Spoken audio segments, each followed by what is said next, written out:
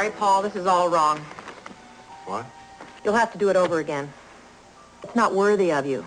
Throw it all out, except for that part of naming the gravedigger after me. You can leave that in. James Caan plays an author whose #1 fan doesn't like the way his new book turned out, so she changed him to his typewriter almost literally in Misery, a thriller based on the Stephen King bestseller. It's one of the new movies we're going to be reviewing this week, and we'll also have a special two-part report that asks the question, why are so many recent movies for children so scary and so depressing? What happened to the fun of going to movies for kids? I'm Roger Ebert of the Chicago Sun-Times. And I'm Gene Siskel of the Chicago Tribune. Our first film is called Misery, and just as with his film Stand By Me, also based on a Stephen King book, director Rob Reiner brings a lot of humor to the screen, and that makes the psychological horror of this picture work so well. James Caan plays a successful novelist who has written a whole series of potboilers featuring a female character named Misery. When he has a car accident after writing his latest book at a rural getaway, he's saved by a strange woman who used to be a nurse and says she's his #1 fan. Your shoulder was pretty badly dislocated. It was a little stubborn, but I finally popped it back in. What I'm most proud of is the work I did on those legs. You have a compound fracture of the tibia in both legs, and the fibula in the right leg is fractured too. You've got a lot of recovering to do, and I consider it an honor that you'll do it in my home. That's actress Kathy Bates in a comically chilling performance as the fan. It turns out that she is keeping him captive in that bedroom, pretending the phones are not working. She doesn't like the new book he's written. You dirty bird. How could you? Misery Chastain cannot be dead. Annie, in 1871, women often died in childbirth. But her spirit is the important thing, and Misery's spirit is still alive. I don't want her, Smith! I want her! It seems the only person who can save James Caan is the town sheriff, a crusty sort nicely played by the always appealing Richard Farnsworth. I figured that if I can't find Paul Sheldon, at least I can find out what he wrote about. What do you expect to find? A story about a guy who drove his car off a cliff in a snowstorm? Quite steadily, the tension is turned up in the house where James Caan is being held captive. He's managed to get out of his room for an exploratory look around the house, and that freaks out his fan. Paul, do you know about the early days at the Kimberley diamond mine? Do you know what they did to the native workers who stole diamonds? Don't worry, they didn't kill them. That would be like junking a Mercedes just because it had a broken spring. No, if they caught them, they had to make sure they could go on working, but they also had to make sure they could never run away. The operation was called hobbling.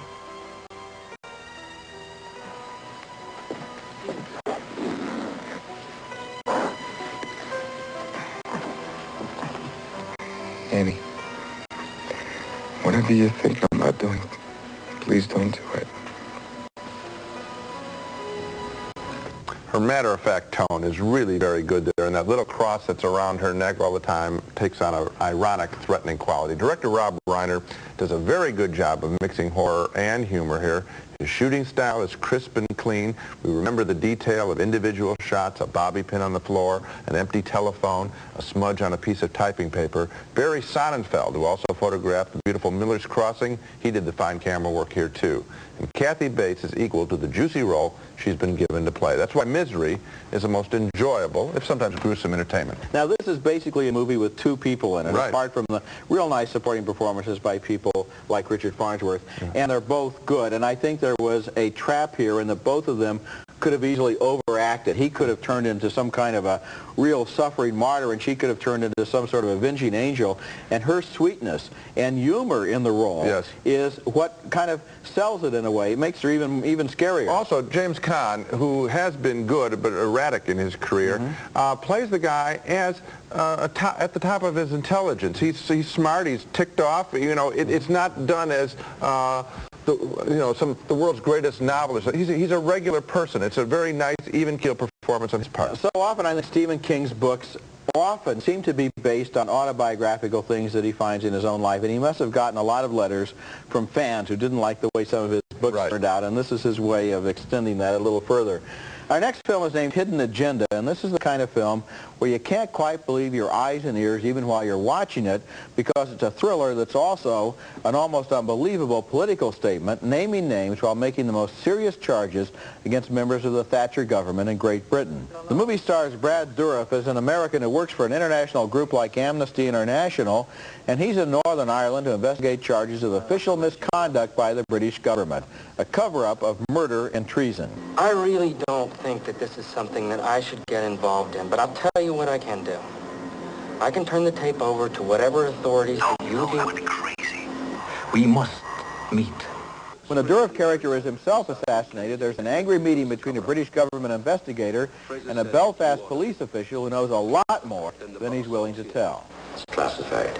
I can't accept that. Then put that in your report too. He heard the tape. He had the tape. That's why they murdered him. There are some weak links in the plot, which involves an explosively controversial audio tape.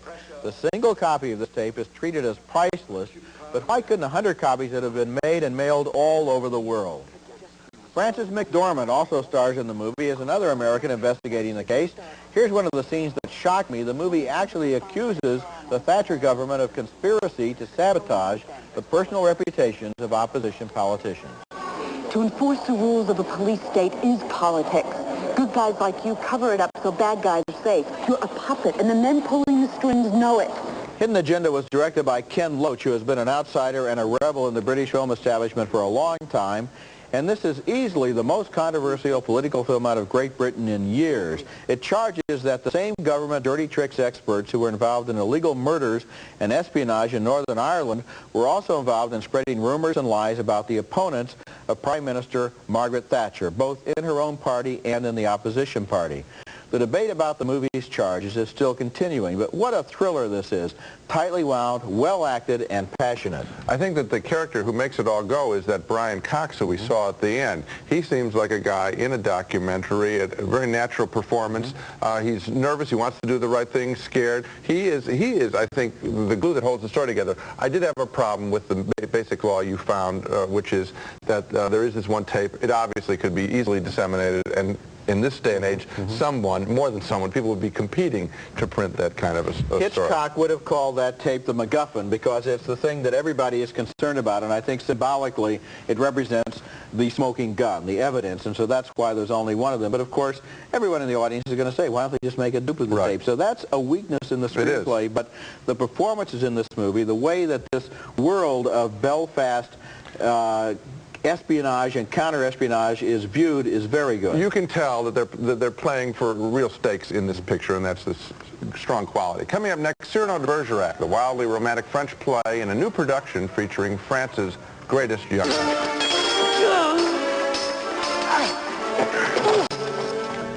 You're looking at a scene from our next film, which is yet another version of the French romantic classic, Cyrano de Bergerac. It's a story, of course, of a brilliant man rendered tragic because of a physical flaw, the large nose that keeps him at an emotional distance from other people, including the woman he loves.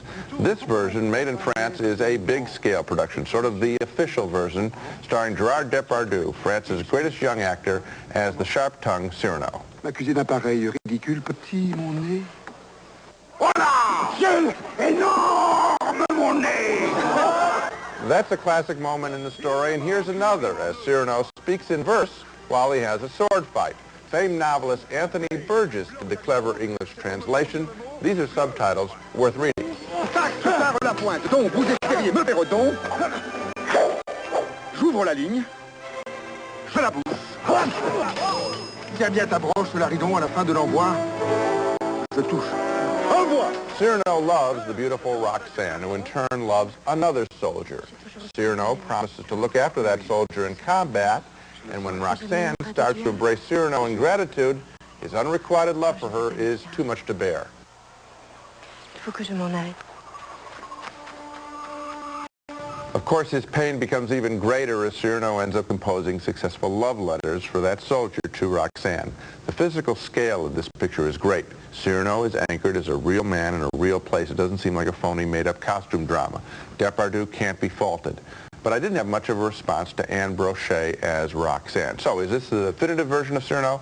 Well, it's a better film than the 1950 Stanley Kramer Hollywood version that won an Oscar for Jose Ferrer, and yet the story is so appealing that I must confess that I enjoyed Steve Martin's more comic version, Roxanne, from a couple of years ago, just as much as this one. Maybe it's not possible to do a bad version of Cyrano. Maybe not, but of course the Steve Martin and Depardieu versions of this story are so different, even set in different times and places, that you could see them on a double bill and not really be aware that you were looking at exactly the same underlying material. I've seen this Cyrano twice. I saw it with a French audience at the Cannes Film Festival. I saw it again with the Chicago audience not long ago. And both times I noted the same response. A lot of the people in the audience really emotionally overcome. A lot of honking noises, blowing of noses, wiping away of tears, and a lot of people going like this and absolutely rejecting it as corny and unconvincing. And I think it has to do with whether they're basically romantic or not, because who is more romantic as a hero than Cyrano, and who is better to play him at this time and place, I think, than Depardieu. It's a really romantic and fun movie. It certainly is. I was at a children's movie the other day when a little girl started crying at an animated chainsaw scene. Now, why do so many Hollywood movies for kids have such a dark and frightening vision? When we come back, we'll have a special report and then suggest some movies that are actually fun and even cheerful for families.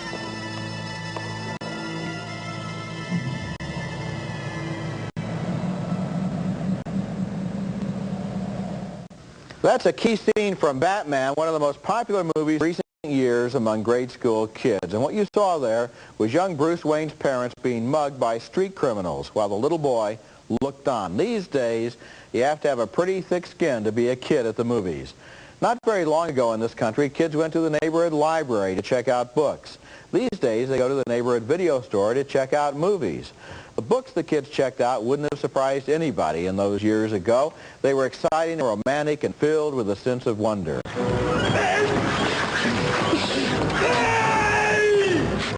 The movies the kids are looking at are exciting too, but with a big difference. They contain a dark and depressing vision of the world, a world of violence and despair. What is it with kids today? Why are they attracted to stories that would have scared or depressed children from earlier, gentler, more innocent generations? Listen to me. The human world, it's a mess. Sure, kids still watch the kinds of movies that are traditionally thought of as children's films, but their favorite heroes these days are radioactively mutated turtles who live in the sewers of New York City. Kids used to be scared that something bad might happen to Lassie. Now a lot of movies begin with the kids' parents being brutally mugged or killed, like in Batman.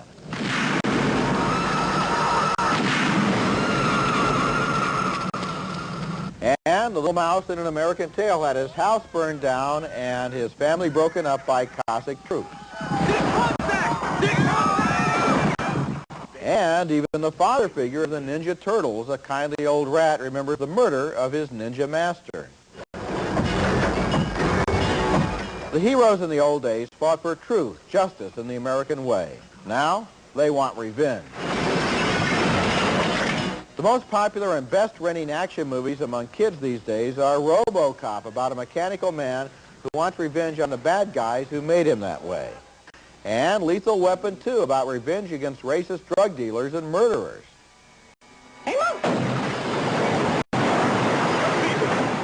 And Total Recall with its exploding heads. Get ready for a surprise! And, of course, those gosh darn turtles. God, I love being a turtle! What I want to know is, what are these kids thinking today when they see a dark world where parents are mugged and the bad guys live in big houses and the safest place is down in the sewer? I want to suggest an answer, which is I don't know that children are attracted to it. I don't know that they have much of a choice. I think that what's happened is this hard-edged stuff has just knocked out the stuff and kids are getting this because this is what is really offered and sold hard and very hard to them, and so they want to see it because that's what's there to see. I have 2 children of my own, as you know, young kids, and it bothers me. I see a real threat here. I also see something else. I see it's sort of a poisoning of what the movie theater can be. I know when they're older they can handle action stuff, but at this age, a tender age, you know, we're talking about under 7 and under, I want them to embrace something a little more life-affirming, and it's very, very hard to find it. There ought to be something fun in the movies, not something that scares you and makes you cry, and even in films like Disney's The Rescuers Down Under. It was a little intense. I was at that screening. Yes. I heard your daughter crying during that one scene, and I thought, gee, this is supposed to be entertaining. Why? And then another thing that they do, of course, with some of the action pictures, is on children's television, they really push the toy products that are tied in with them. So the kids feel like they're missing the boat unless they have a RoboCop toy, and yet at the same time the movie is R-rated. It's not really made for them. I can just tell you from first-hand experience, you take your child to a movie these days and you've got one hand ready to cover their eyes, and that's too bad. It's too bad. Coming up next, our antidote to those dark times for family-oriented movies. We're going to be back with some suggestions of quality movies available on home video. The family-oriented movies, Roger and I have each come up with a recent release. My pick is CRUSOE, a little seen, more socially conscious version of the classic story featuring Aidan Quinn from Avalon as the shipwrecked soul. The movie was directed by Caleb Deschanel, whose film The Black Stallion is, of course, another classic nature picture. No! Meat. Où est my The unique spin on this production is that Robinson Crusoe is not presented as some kind of rascal adventurer, but rather as a slave trader who comes to embrace Africans only after he begins living among them. It's a real good film, and like The Black Stallion, it shows this world of the sea and the beach and the jungle as a vast and wondrous universe instead of just some backlot set of some sort. We're really convinced that he's out there in the middle of this ocean somewhere. And that's why this Caleb Deschanel has to be considered a real hero for parents, because he's making quality films in a way that other people are simply not doing it. If for no other reason, he's a hero because he's making films for children that adults can like. Yeah. My choice for a family movie worth seeing is The Bear, a film that may seem like a strange selection in a way because it opens with a bear cub experiencing the death of its mother, and that might look like another example of the theme I was complaining about, that all kids' movies start out by making the heroes into orphans. But The Bear is a different kind of family movie, a film that accepts the realities of life but also contains lessons to be learned and a vision to be absorbed, a vision of the life of a wild animal, a bear cub growing up in the mountains far from man.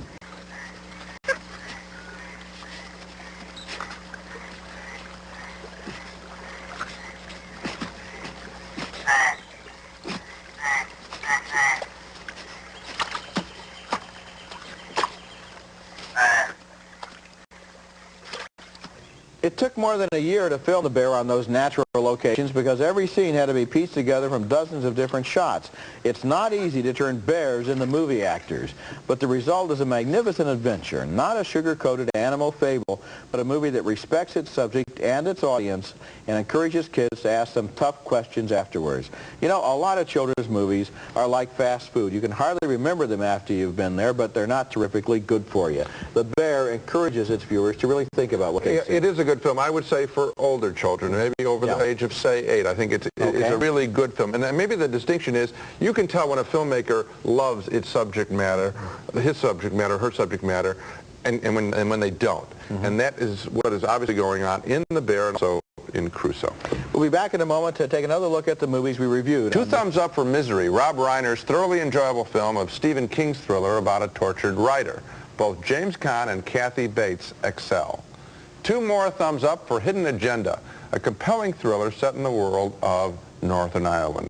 Finally, 2 more thumbs up for Cyrano Debergerac, the semi-official big-scale French version starring Gerard Depardieu. We're all thumbs. We're thumbs on everything. But, you know, I hope that people do take a chance on Cyrano because they might not realize just how much fun it is. It's not some kind of a pickled classic to put on the shelf. It's filled with juice and life, and it's lots of fun.